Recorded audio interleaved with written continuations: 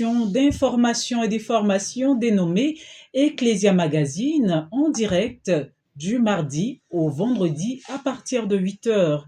Et aujourd'hui, nous avons pour thème la main percée et la vie financière, causes spirituelles et solutions.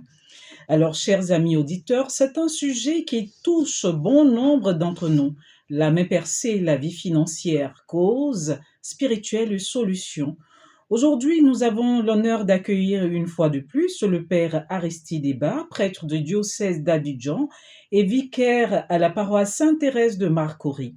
Dans un monde où les défis économiques sont de plus en plus présents, beaucoup se demandent si certains de leurs problèmes financiers pourraient avoir des racines spirituelles.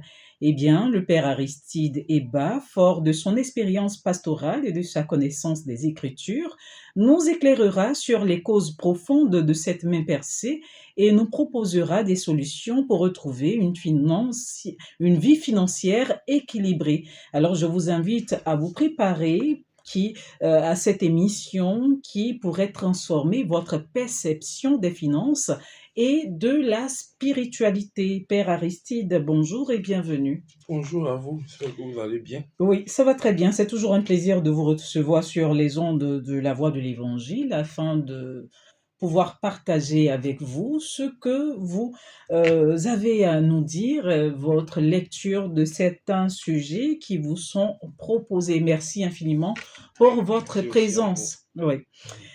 Romuald Nyamba assure pour nous la mise en onde de cette émission. À ce micro, je suis Marina Kwakoula-Sissi. Le format de cette émission reste inchangé, toujours en deux parties, d'où la première sera l'intervention de notre invité. Et puis dans la seconde partie, vous serez emmenés à réagir, proposer vos différentes questions et faire aussi des contributions en nous appelant. Et dans la deuxième partie, bien sûr, je vous communiquerai les numéros de téléphone. Merci pour l'heure de faire place à l'enseignement de notre invité. À tout de suite. Frères et sœurs, Dieu n'est pas contre la bénédiction matérielle. Au contraire, Dieu veut que ses enfants vivent dans la paix, la dignité et la stabilité, y compris sur le plan financier. 3 Jean 1-2 nous dit ceci. Bien-aimé, je souhaite que tu prospères à tous égards et que tu sois en bonne santé, comme prospère l'état de ton âme.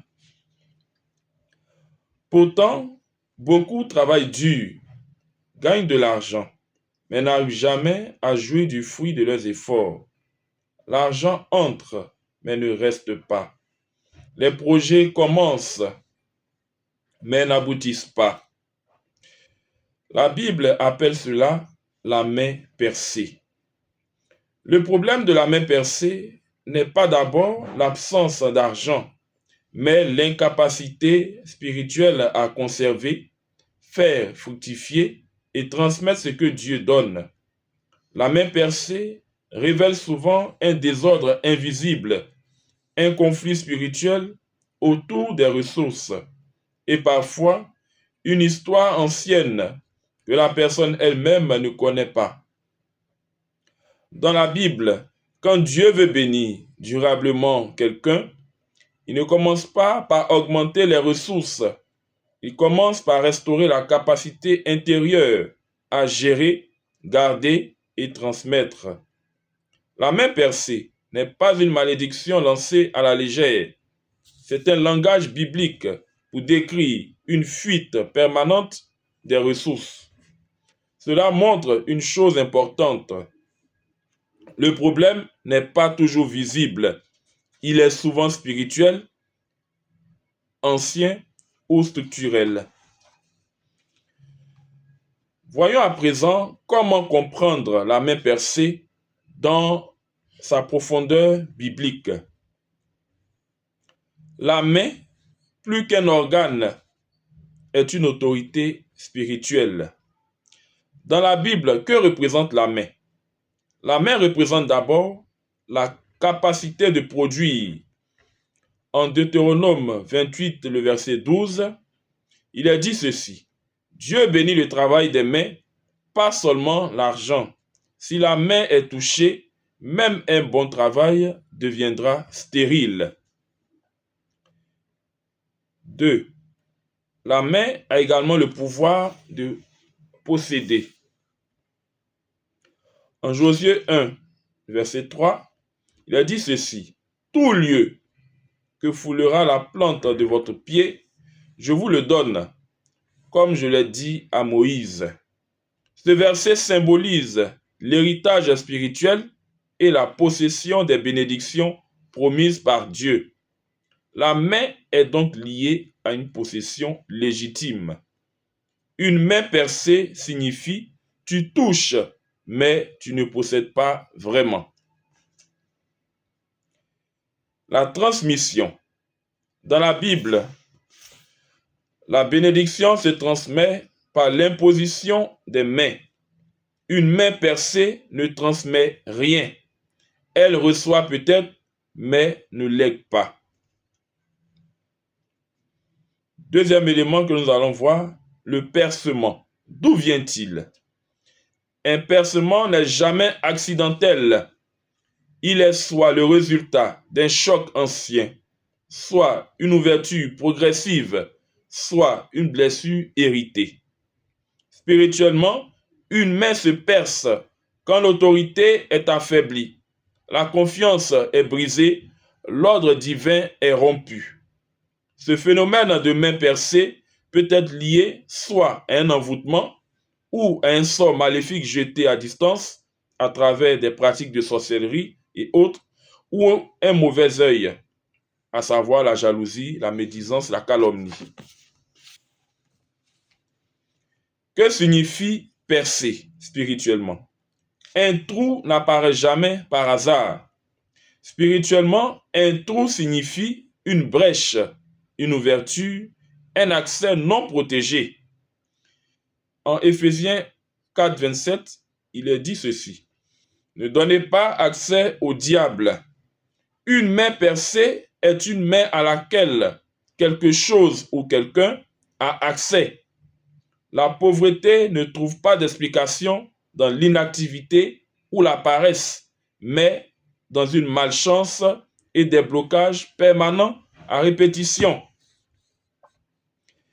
Des blocages rebelles à tous les efforts et à l'organisation, sans oublier l'aide des proches. La victime échoue toujours et se retrouve toujours à la case de départ et va devoir finalement mendier pour son pain. La victime de ce maléfice fait des rêves souvent récurrents où elle est volée par un agresseur, où elle est nue en haillons dans les poubelles, envahie de souris et de bestioles, arrêtée ou prisonnière. Elle peut recevoir de l'argent en rêve, en ramasser par terre. Elle peut faire des rêves où elle est souvent en train de travailler et se réveille très épuisée. Une telle personne échoue souvent à la dernière minute ou bien attire toutes sortes de problèmes dès qu'elle a un peu d'argent. Maladie subite, dépenses toujours imprévues. Pourquoi Dieu laisse-t-il parfois la main percée? Agé 1, le verset 6 dit ceci: vous avez semé beaucoup, mais peu recueilli. Vous mangez, mais vous n'êtes pas rassasiés. Vous buvez, mais vous n'êtes pas désaltérés. Vous êtes vêtus, mais vous n'êtes pas réchauffés. Celui qui gagne son salaire le met dans une bourse percée. Il dit il y a un désordre spirituel. Le peuple travaillait, mais Dieu n'avait plus de place dans leur vie. Une vie financière peut être active, mais spirituellement désaxée. Deuxième grand point, les manifestations détaillées de la main percée. Premier élément, le cycle sans fin, entrée et sortie. Comment cela fonctionne? L'argent arrive, une urgence subite apparaît tout d'un coup. Une perte inattendue survient, on recommence toujours à zéro. Ce n'est pas une crise ponctuelle, c'est un système. Spirituellement, cela indique une brèche ouverte, un manque de couverture. Il s'agit donc d'une instabilité financière chronique qui n'est pas un manque ponctuel, c'est une instabilité permanente. Exemple, le salaire qui augmente, les dépenses qui explosent. L'aide est reçue, toujours une nouvelle urgence à gérer. Un projet est lancé et un obstacle inattendu survient. Deuxième élément, l'énergie dépensée sans fruit durable. La personne le plus souvent travaille beaucoup, court beaucoup, s'épuise beaucoup, mais n'obtient rien et n'a rien de solide. Psaume 127, verset 2 dit ceci: « C'est en vain que vous mangez le pain de la douleur. Quand Dieu n'est pas au centre de notre vie, l'effort devient douloureux et très stérile. Ce n'est pas le travail qui fatigue, mais le travail sans appui spirituel. » Troisième manifestation, la répétition des mêmes schémas. Même type de perte, même type de dette, les mêmes erreurs, même blocage. La répétition indique ceci: une racine non traitée, pas un simple hasard. De même, quand les mêmes faillites se répètent, les mêmes blocages apparaissent, les mêmes disputes autour de l'argent surgissent, on est face à un héritage bien souvent non résolu. Troisième grand point, les causes spirituelles profondes. D'où vient réellement la main percée? Première cause, l'éloignement spirituel qui a pour origine la chute et la désobéissance. À l'origine, Dieu a créé l'homme. Vient ensuite le travail, la production et la bénédiction. Cela signifie, le travail devient difficile, la production devient instable et la fatigue augmente. Quand une vie s'éloigne de Dieu, le rendement diminue. La bénédiction se retire, la main commence à fuir. 2. Les semences du découragement. Origine, blessure, peur, héritage familiaux. Beaucoup de paroles négatives ne viennent pas de la foi, mais de la douleur. Exemple, des paroles entendues à l'enfance qui ont peut-être choqué ou blessé. Des humiliations constantes vécues. Des échecs répétés, la pauvreté récurrente vécue, les disputes familiales. Une parole répétée devient une croyance, puis une direction, puis une réalité. La main fuit parce que l'esprit a accepté la perte comme quelque chose de normal. 3. Les héritages spirituels de famille. Origine, pacte, pratique ancienne, injustice. Dans certaines lignées, des pactes ont été faits pour survivre, pour se protéger. Des pratiques spirituelles ont été utilisées. Des injustices ont été commises.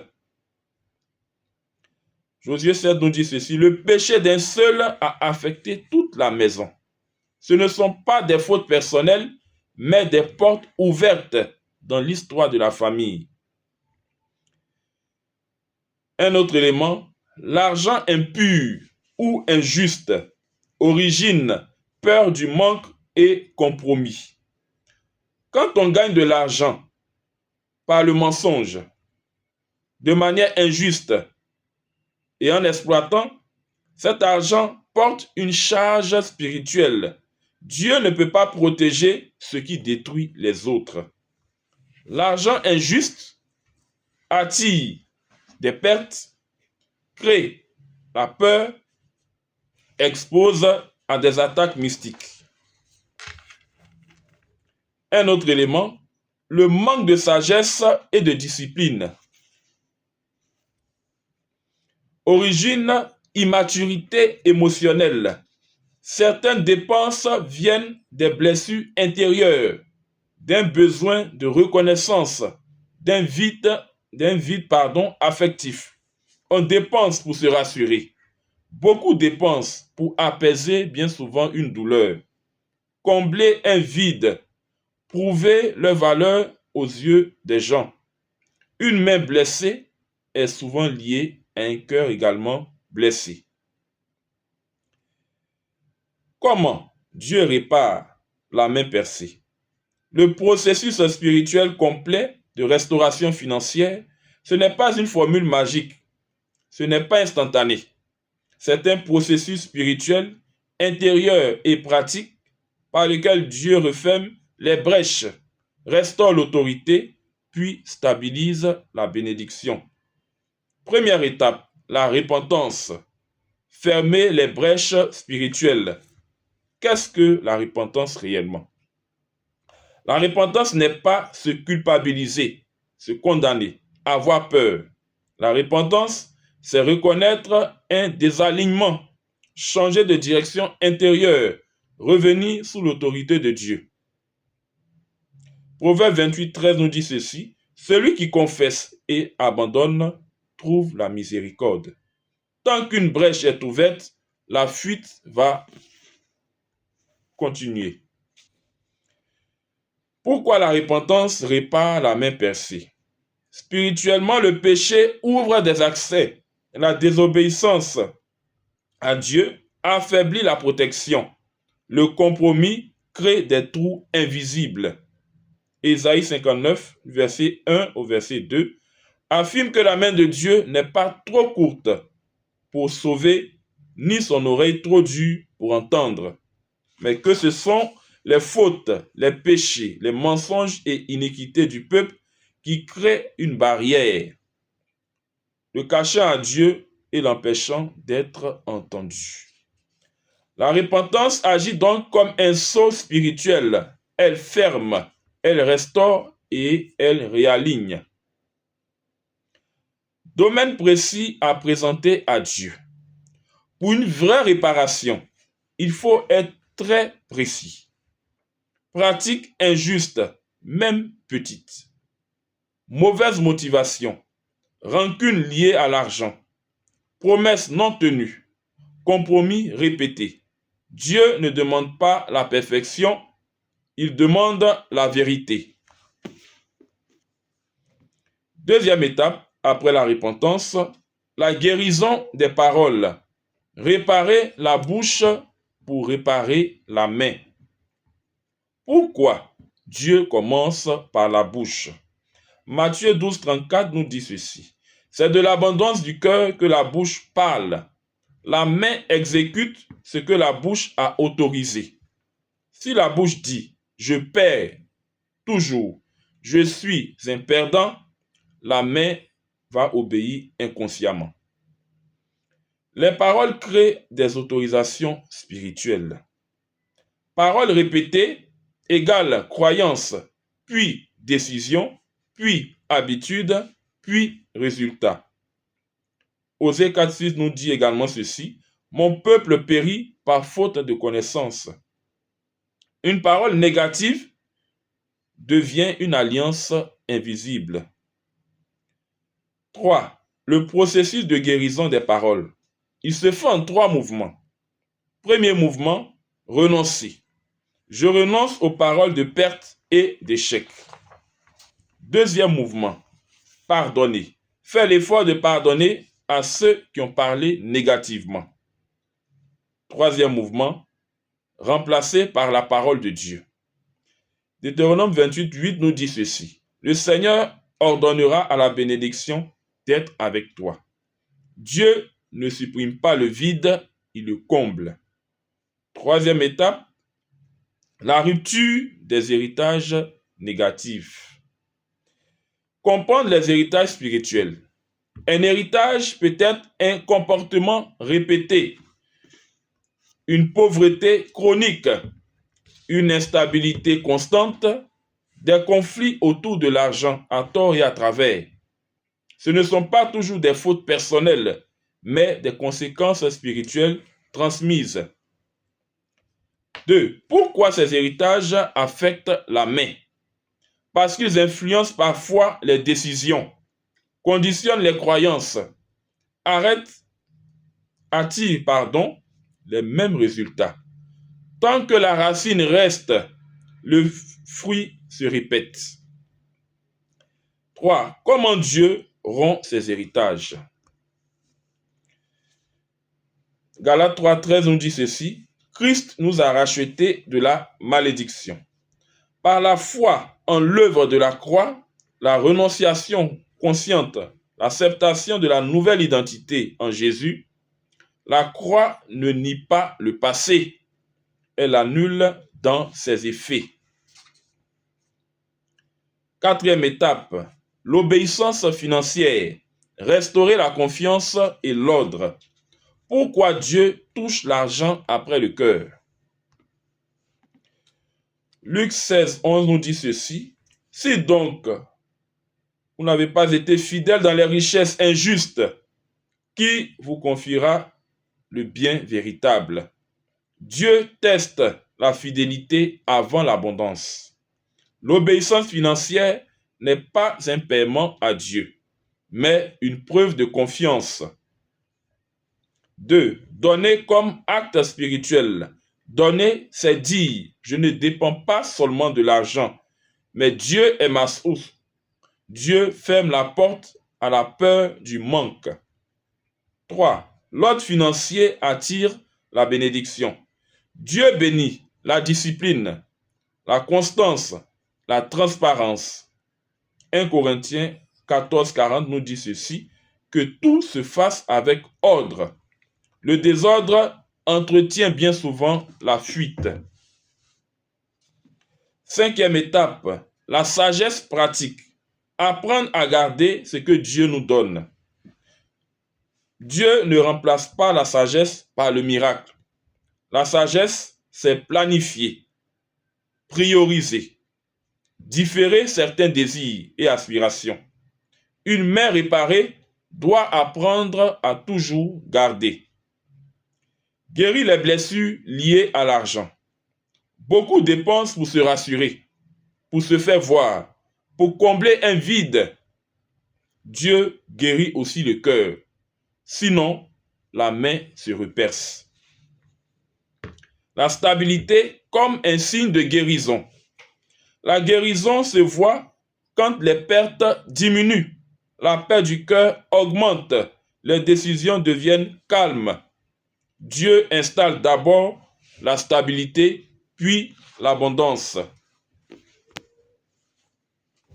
Frères et sœurs, la main percée n'est ni une fatalité, ni une condamnation, ni une étiquette collée à une vie.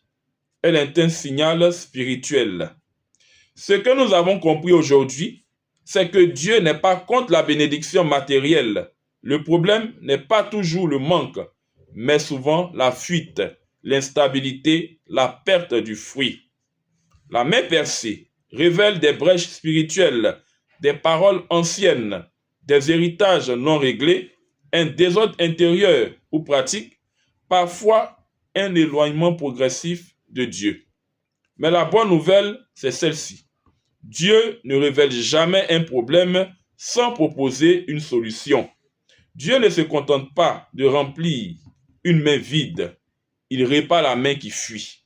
Il restaure le cœur par la repentance, la bouche par des paroles de vie, l'identité par la croix du Christ, l'ordre par l'obéissance et la sagesse, et la stabilité par sa paix. Quand la main est réparée, l'argent cesse de disparaître sans raison. Le travail commence à porter à nouveau du fruit. Les efforts deviennent féconds de plus en plus. La paix financière remplace l'angoisse. La bénédiction devient durable et transmissible. Dieu ne veut pas seulement vous donner plus. Il veut vous confier durablement. Aujourd'hui, le Seigneur nous appelle à fermer les brèches, à rompre avec les schémas anciens, à entrer dans une nouvelle manière de vivre et de gérer, à marcher dans la foi, l'ordre et la sagesse. Que le Seigneur guérisse nos mains, bénisse nos travaux et fasse de nos vies financières un témoignage de sa fidélité.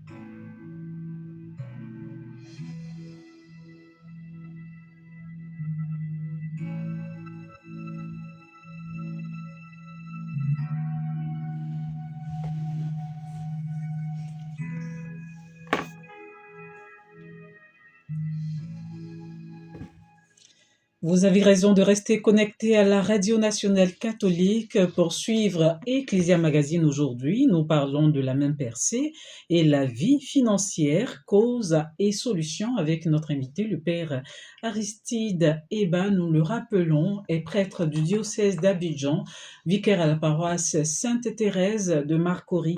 Merci infiniment, père Aristide, pour ce partage avec nous ce matin sur les ondes de la Radio nationale catholique.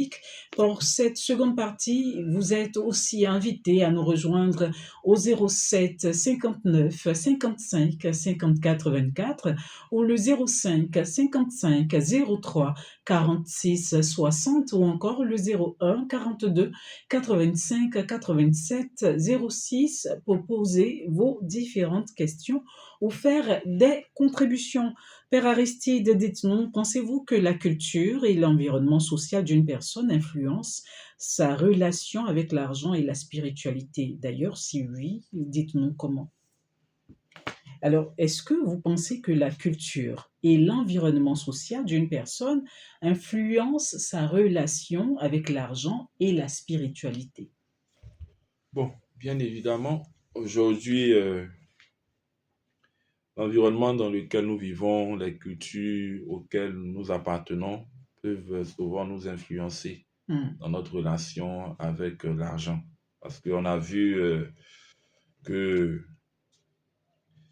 la main percée, ça ne provient pas forcément toujours d'une action, d'une main noire, comme on peut le dire. Mais il y a souvent certains facteurs, des personnes qui ont un vide en elles-mêmes, qui veulent le combler en courant derrière l'argent, en ayant de l'argent, d'autres aussi voulant se faire voir parce ils en ont tellement.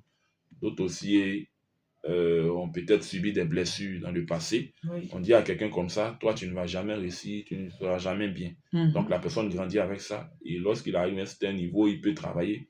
En tout cas, l'argent devient pour lui un dieu. Il faut qu'il ait cet argent-là pour montrer que vraiment, voici, on a dit ça, et moi aussi, je montre que je peux avoir de l'argent. Alors, Donc, il est prêt à tout, cette personne est prête à tout, pardon, à chercher de l'argent par tous les moyens. Alors, tout cela, ça fait partie de la main percée? Tout cela fait partie de la main percée. Ah, d'accord, très bien. Voilà, parce que ce sont des, comme on a parlé de ça, la main, je l'ai dit, a la capacité de produire, le pouvoir aussi de posséder. Oui. Donc, quelqu'un qui est dans cette logique-là, qui a reçu une blessure dans l'enfance, il se dit, il faut que je fasse tout pour avoir de l'argent. Même si c'est pour aller sacrifier une partie de mon corps, je vais le faire. Parce qu'en ayant de l'argent, il va se sentir bien. Et il comble ce vide-là. Et il se fait voir aussi aux yeux des gens pour dire, vous avez dit que je ne pouvais pas faire ci, ça. Voici, j'ai de l'argent. Et voici comment il a obtenu de l'argent en allant souvent signer des pactes. On voit un peu avec ceux qui sont dans le broutage et tout. Ce sont des choses qu'ils font, mais qui les rattrapent après. Oui. Parce que c'est des pactes qui sont signés ici. Et ça, on en a parlé. Voilà. Donc, il y a plusieurs causes. Il y a plusieurs causes. Mais généralement, aujourd'hui, comme je l'ai dit au début, lorsque quelqu'un doit avoir de l'argent, subitement, il y a des maladies bizarres qui viennent, des dépenses toujours imprévues, on fait des projets, mais ça n'aboutit pas. C'est-à-dire que dès qu'on veut déposer de l'argent quelque part, il y a des fuites. Voilà, il y a des fuites. Et là, il faut faire un bon discernement aussi pour savoir d'où vient réellement la cause. Comme j'ai donné d'ailleurs plusieurs causes tout à l'heure, il n'y a pas que du côté mystique. Il y a aussi les blessures. Voilà, des blessures qui sont liées à l'enfance, des blessures qui sont liées à notre subconscient par rapport à certaines situations qu'on a vécues. Voilà. Toi, tu vas rester toujours pauvre. Toi, tu ne seras rien. Toi, tu ne seras rien. Bon, il a nourri ça dans son cœur. Comme je l'ai dit, ce que le, le cœur dit, la main va obéir. Oui. Donc, moi, je ne peux pas produire. Donc, le gars, il va aller travailler, il va tout faire. Mais il a toujours dans son esprit, on m'a dit que je ne peux rien faire, on m'a dit que je ne peux pas avoir d'argent, on m'a dit que je ne peux pas réussir. Donc, tout ce qu'il va aller faire, ça ne peut pas réussir. Parce que déjà, le blocage est déjà créé. Oui, Il très faut qu'il bien. puisse se départir de ça pour pouvoir s'en sortir. On comprend tout de suite avec ce que vous partagez avec nous que, on va dire, les causes sont plus larges que nous le pensions, puisque vous parlez également de blessures, de chocs émotionnels qu'on aurait eu dans l'enfance qui pourraient agir aussi dans ce sens, et tout cela est appelé main percée. Mais justement, ce qui va nous intéresser aussi, puisque nous savons désormais les causes, vous avez donné les solutions, mais je voudrais qu'on puisse y revenir parce que bon nombre de chrétiens sont concernés par cette main percée. Alors, les solutions, est-ce que cela varie d'une personne à une autre selon l'indication qu'on pourrait donner pour une personne en fonction des réalités vécues? Est-ce que c'est ce que nous devons comprendre? Oui, le problème diffère d'une personne à une autre. Parce que chacun ne peut pas avoir Les mêmes les mêmes causes? causes Oui, de fuite d'argent, de très perte bien. d'argent. Il Mm. y a des personnes qui ont certainement eu à tisser peut-être des liens, des pactes pour avoir une certaine sécurité financière. Et à partir d'un moment donné, il y a ce qu'on appelle les réclamations. Lorsque la personne n'arrive plus à satisfaire à ces choses-là, il peut y avoir un retournement de situation. Alors, et si on le prenait au cas par cas, pour, si c'est possible, hein, vous nous dites, comme ça pourrait aider bon nombre de chrétiens à se retrouver dans l'un ou l'autre et comprendre au mieux ce que chacun vit en ce qui concerne la main percée. Évidemment, il y a des personnes, par exemple, qui, à chaque fois qu'elles reçoivent de l'argent, il y a des choses subites qui arrivent. Peut-être on peut annoncer qu'il y a un décès. Mhm. Peut-être que chaque année, à la même période, on sait qu'on va la payer, par exemple, chaque 31 décembre, par exemple. Oui. Lorsque l'argent arrive, il y a, il y a quelque chose, un décès Et ou est-ce que bien une ce n'est pas une urgence. coïncidence? Bon, Bon, comme je le dis toujours, une oui, fois, on peut dire que, bon, on ne va pas voir tout de suite le diable partout.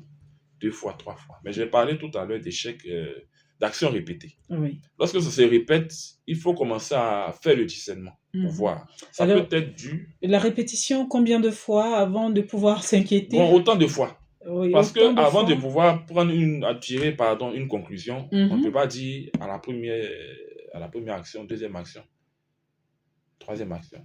Mais au-delà de ça, si Ça ça se devient, il répète, faut s'inquiéter. voilà, il faut s'inquiéter et il faut qu'on puisse attirer notre attention sur ce fait-là. Oui. Voilà. Il y a aussi des personnes également qui ont l'habitude souvent de faire des dons, de donner aux gens, de partager. Mhm. Souvent, on se rend compte que dans la majeure partie des cas que j'ai rencontrés, ces personnes-là donnaient beaucoup.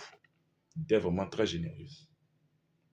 Il est arrivé qu'il y a eu des personnes aussi qui, en te recevant l'argent, on ne connaît pas la moralité des gens toujours. Parce qu'il y a des personnes en recevant ton argent, toi tu l'as fait avec bon cœur. Bien sûr. Mais en retour, ces personnes-là peuvent aller faire ce qu'on appelle travailler l'argent. S'ils travaillent l'argent, toi, tu tu t'appauvris. C'est-à-dire qu'au lieu que tu reçoives l'argent, ça va aller ailleurs. Et tu vas te rendre compte que même souvent, tu peux avoir ton argent, déposer ton argent quelque part. Mais ton argent peut se volatiliser. C'est des faits réels. Ah bon, ouais? Oui, c'est des faits réels. Tu ne vois plus l'argent, c'est comme si l'argent a On disparu. garde l'argent quelque On va part dire dans non, la les enfants ont maison. volé, c'est pas ça. Hmm. Il y a des personnes qui sont très ordonnées. Lorsqu'elles ont déposé quelque chose quelque Oui, part que quelqu'un a touché, tout de suite, elles savent. exactement. Donc, il y a ces personnes-là aussi qui vivent ça. Il y a une dame qui est venue partager quelque chose. Elle m'a dit, ah mon père, je vivais avec mes beaux-parents. Il y a les frères de mon mari. L'un d'eux, par exemple, était dans beaucoup de choses. Et il avait une chambre secrète où il se trouvait. Il a dit que lui, il prie Jésus. Mais personne ne peut rentrer dans cette chambre. Et subitement, un jour, la chambre a pris feu. Et quand ils sont rentrés, ils ont vu que le monsieur avait enterré des pièces d'argent. Il avait dressé un hôtel, en tout cas. Et je leur ai dit, il a enterré de l'argent. Qu'est-ce que ça veut dire?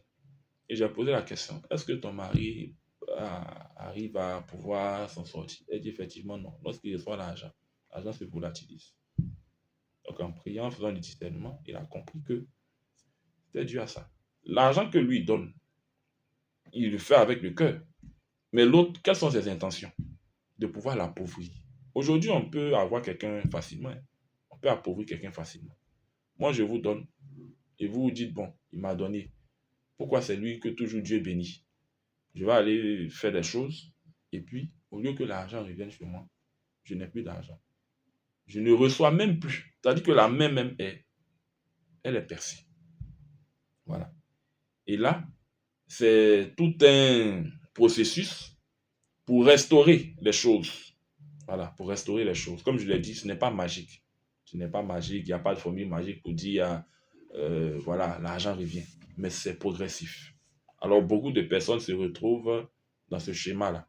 Des personnes aussi qui entreprennent à chaque fois il faut récolter les fruits, tous ces fruits. Alors, tout à l'heure, avec l'exemple de la dame que vous avez pris, dans ces cas, qu'est-ce qu'il faut faire exactement? Ou bien le processus est long, il faut se référer. Il y a un cheminement, je Oui. propose toujours un cheminement qui peut aller de 1 mois à 3 mois. Ah Voilà, bon. avec certaines prières qu'il faut Prière, faire, des oui. psaumes, des méditations. Voilà, c'est un processus qui peut être court ou long. Et la Cela dame, dépend. elle a pu avoir des solutions Oui, elle a après ce commencé à suivre cheminement? cela et je pense que son mari aussi Oui. a dit qu'au Les travers de choses ces s'améliorent, situations qu'ils oui. ont vécues là, le mari a plus pris conscience et il s'est donné à la prière. Très bien. Voilà, il s'est donné à la prière et ils essaient d'évoluer ensemble. Petit à petit, on suit les choses pour que vraiment tout soit restauré. Très bien, très Voilà. bien. Nous prenons un intervenant avant de poursuivre avec vous. Allô? Bonjour. Votre nom, cher ami? Mel, vous appelez d'où?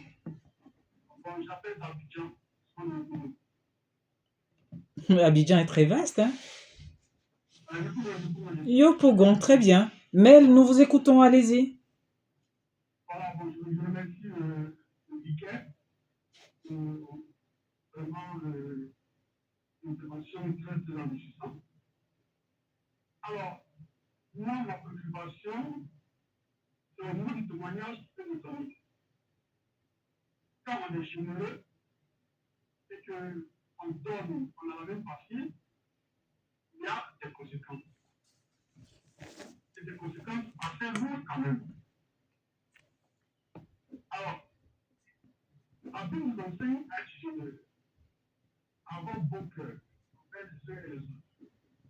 C'est aussi notre manière aussi d'exprimer notre amour, et puis aussi d'oublier un peu la parole de Dieu. Alors, si cette générosité large doit nous poser des problèmes, au point de ne pas pouvoir s'en sortir financièrement, il n'y a pas de problème. Alors, quel comportement adopter face, n'est-ce pas, à à cette largesse, à cette largesse, quand on veut qu'on va voir avec le péché. C'est une leçon. Très bien. C'est une leçon. Voilà. Et là, c'est ma préoccupation. Merci et puis restez à l'écoute.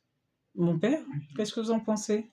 Euh, le Seigneur nous amène à être généreux, à faire preuve de charité les Ouais, uns envers les autres.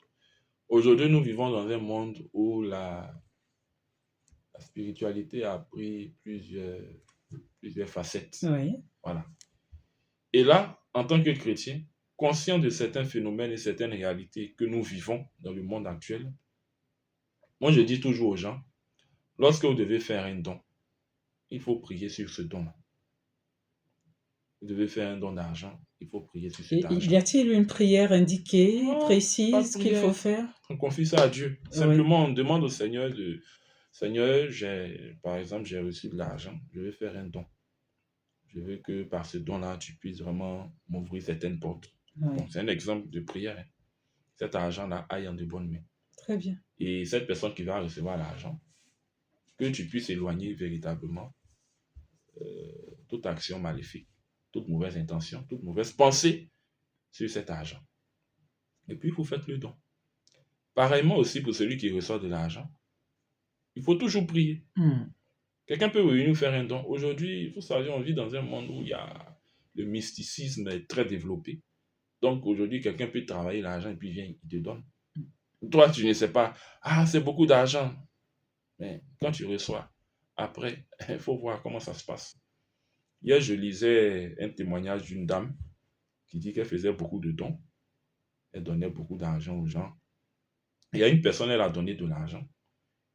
Et elle s'est rendue compte que 2 mois, 3 mois après, ses activités ont commencé à baisser. Elle ne percevait plus l'argent. Tout était bloqué. Donc, elle a rencontré un prêtre là, des béatitudes. Donc, il a aidé à faire discernement. Il lui a dit, mais tu donnes beaucoup? Il a dit, oui. Mais dernièrement, mon père, il y a une personne à qui j'ai donné de l'argent. Mais ce n'est pas depuis que je lui ai donné de l'argent. Il fait des rêves bizarres où des gens viennent m'agresser, on vient me voler, et tout est perdu. Et en poussant la réflexion, il s'est rendu compte que l'argent a été utilisé à d'autres fins, dans le but de l'appauvrir. Hmm. Vous voyez, aujourd'hui, c'est facile de pouvoir détruire une personne. Avec ton habit, avec ton argent, comme le témoignage que je viens de donner, le monsieur a enterré des pièces de 25, 10 francs, 5 francs. Il a érigé son hôtel devant. D'après lui, il prie Dieu. Alors que les gens étaient en train d'être appauvris dans la maison. Et il a eu à faire des choses qui se sont retournées contre lui-même. La chambre a pris feu. Et la chambre était collée à la chambre de leurs enfants. Et bizarrement, la chambre des enfants n'a rien. Mais c'est seulement dans la chambre du monsieur que tout a pris feu. Et tout a commencé à sortir. Mais Parce qu'il avait il n'y avait enterré. pas quelque chose dans la chambre qui indiquait que les choses pourraient prendre feu, donc Parce euh, qu'il avait mis tout des d'un coup. statuettes, Très des bien. amulettes, plein de choses. Oui, oui. Donc, comment ça s'est passé? Bon, nous ne savons pas. Alors, donc, il faut comprendre ici que si nous comprenons ce que vous partagez, ça veut dire que on peut faire des dons ou être généreux à tout moment. Mais il faut toujours prier, peu importe la personne qui nous demande. Voilà. Parce que la personne qui va recevoir, nous ne connaissons pas ses intentions. Très Elle bien. peut l'utiliser à de bonnes fins ou à des fins, bon, je veux dire, pas très bien aussi. Oui. Voilà. Aussi, comment peut-on discerner entre des choix financiers prudents et des choix basés sur des désirs matériels? Puisque vous avez dit que souvent, nous sommes emmenés à beaucoup dépenser parce qu'on veut montrer qui nous sommes, on veut Oui, ça montrer que nous c'est avons beaucoup généralement pour des d'argent. personnes qui subissent la même percée, c'est-à-dire Oui, il y a un vide. Voilà, il y a un vide et on veut montrer que vraiment c'est nous. Et on veut combler aussi ce vide-là en dépensant. Voilà. Ça, c'est un autre cas qui est différent euh, du cas où à chaque fois que quelqu'un reçoit son salaire, il y a toujours quelque chose. C'est-à-dire des maladies subites, des décès. En tout cas, à chaque fois que la personne perçoit son argent le 5 du mois, bon, on peut observer cela sur un mois. On peut dire, bon, peut-être que c'est... Mais sur plusieurs temps, Mhm. on voit que Quand là, c'est voilà, c'est répétitif, répétitif. Le schéma est répétitif. Il y a un problème. Il oui, faut voir vraiment la cause profonde et d'où ça vient. très bien. Voilà. Parce que finalement, cette personne qui se retrouve dans ce cas-là n'arrive pas à entreprendre. Il y a des gens qui travaillent chez des personnes et qui n'ont même pas pu même économiser quelque chose. J'ai un frère là qui travaille chez une dame, mais il me dit que l'endroit est bizarre, il voit des choses. Et généralement, quand il reçoit, il n'arrive pas à entreprendre jusqu'à aujourd'hui. Mm. Donc, je lui ai dit de prier, de demander à Dieu vraiment quelle est la cause du problème. Et je pense il a compris. Il a compris. Parce qu'aujourd'hui, on utilise l'argent à beaucoup de fins. Oui. L'argent doit être serviteur, mais aujourd'hui, l'argent est devenu un dieu. Et à travers l'argent, il y a des gens qui arrivent à manipuler la vie des gens. Alors, est-ce que les personnes qui sont endettées, on parle aussi de main percée? Pas forcément. Pas Tu peux forcément. être endetté parce que tu as eu à mal gérer. J'ai parlé de ça. La Mhm. sagesse, Oui. la manière de gérer l'argent. Il y a Mm. des gens qui ont eu à mal gérer l'argent, qui ne savent pas gérer. Et ça aussi, il faut apprendre à gérer. Parce que ce que Dieu nous donne, qu'on puisse apprendre à pouvoir bien gérer. Ceux qui sont endettés, ce n'est pas forcément La main la percée. main percée. Oui. Toujours, il faut faire un Une discernement. question de Voilà, gestion. une question de gestion ou de peut-être de calcul qui a mal été fait. Mais ça peut Et être aussi comme cause main percée. oui, ça peut Toujours être est-il aussi. qu'il faut discerner Voilà, il faut toujours. discerner, Très prendre bien. le temps de bien voir les Oui. choses. Alors, comment le fait de demander pardon, que ce soit à Dieu ou à soi-même, peut-il jouer un rôle dans la guérison de nos finances? Bien évidemment, la repentance consiste ici à fermer toutes les brèches qui ont été ouvertes. Hmm. Parce que je le dis toujours, le malin n'agit jamais dans notre vie si nous n'avons pas ouvert une porte. Si il arrive à avoir une influence sur nous, il y a certainement une porte qui a été ouverte. Et donc la repentance ici consiste à pouvoir fermer les brèches spirituelles.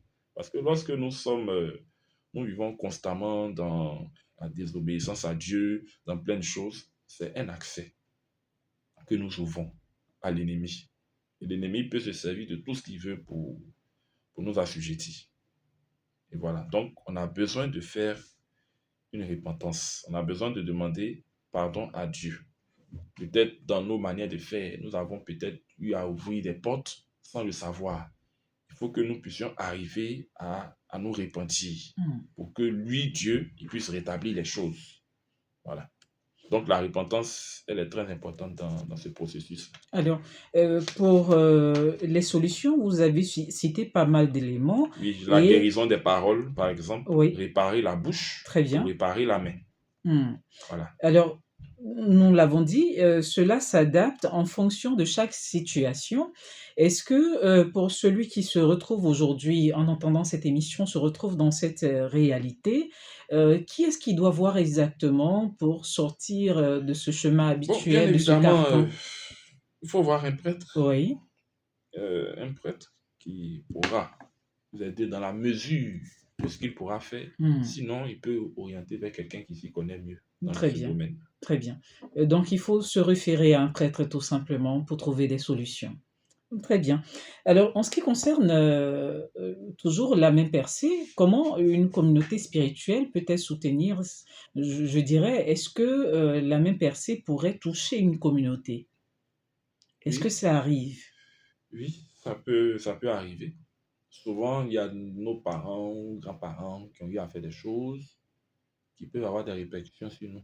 Je parle de collectif, Oui, oui, de oui, de collectif. paroisse, d'une commune ou une communauté, ça peut Bon, arriver, ça peut ces genres de arriver, choses? mais il faut toujours discerner, comme je Mmh. le dis, pour Très voir la bien, cause. très Peut-être que bien. ce n'est pas forcément lié à la main percée, ce n'est pas un problème spirituel. Ça peut être un problème d'un autre ordre. Par Oui. exemple, une paroisse qui a demandé des financements, assez de financements. Mmh. Maintenant, pour rembourser, c'est tout un problème. Donc maintenant, on est en train de chercher l'argent. Comment on fait pour rembourser? Peut-être que l'argent ne vient pas beaucoup. Oui, Les gens n'arrivent pas à... Bon, c'est compliqué chez les gens, c'est un peu difficile. oui. Donc les gens donnent comme ils peuvent. Donc là, ça peut être un souci. Là encore, il faut chercher des solutions. Comment est-ce que nous allons faire pour pouvoir rembourser ce financement-là? Hmm. Donc toujours discerner. C'est ça qui est la base de toute action que nous devons poser en Dieu, le Très bien. discernement. Alors, Père Aristide, pour conclure, quel message d'espoir ou je dirais d'espérance souhaitez-vous transmettre à nos auditeurs qui se sentent pris au piège par leur situation financière? Tout simplement leur dire que Dieu est fidèle et Dieu n'est pas contre la bénédiction matérielle. Il faut tout simplement se donner à Dieu, rechercher le Seigneur sincèrement, apprendre à gérer le peu que le Seigneur nous donne avec sagesse, discernement, et surtout que nous puissions toujours demeurer dans un esprit de discernement, quel que soit ce qui nous arrive. Alors, tous ceux qui vivent cette réalité de la main percée, c'est une occasion euh, pour vous rapprocher de vos pères pour que ces derniers-là puissent vous aider. Et ce n'est pas un processus qui est magique. C'est un processus spirituel qui suit des étapes. Donc, il faut vraiment suivre ces étapes-là et vous allez voir que Dieu lui-même va faire ce qu'il a fait dans votre vie. Mais rien sur cette terre n'est impossible à Dieu. Donc, il faudrait que vous soyez encouragés, fortifiés. Les problèmes spirituels ont des solutions. Et cette solution-là, c'est en Jésus. Très bien. Nous vous remercions, Père Aristide Eba, pour ces réflexions profondes et inspirantes sur la relation avec entre la spiritualité et la gestion financière. Vos conseils pratiques, vos éclaircissements nous rappellent que notre bien-être financier ne se limite pas uniquement à des chiffres, mais qu'il est également profondément enraciné dans notre foi et notre relation avec Dieu. Nous espérons que nos auditeurs repartiront avec des outils et des perspectives nouvelles pour aborder leurs défis financiers en cultivant une vie spirituelle riche et en appliquant des principes de gestion saine. Chacun peut aspirer à une vie financière épanouie, comme l'a souligné le Père Aristide Eba. Merci à tous de nous avoir suivis. Demain, je serai avec vous. Nous parlerons des jeunes. Merci à nos techniciens Axel Conan et Romuald Nyamba qui ont assuré tous deux la mise en onde de cette émission. À ce micro, je suis Marina Kwakoula-Sissi. Vous pouvez réécouter cette émission à partir de 23h. Mais surtout, n'oubliez pas une chose, souriez toujours à la vie. Je vous dis à demain.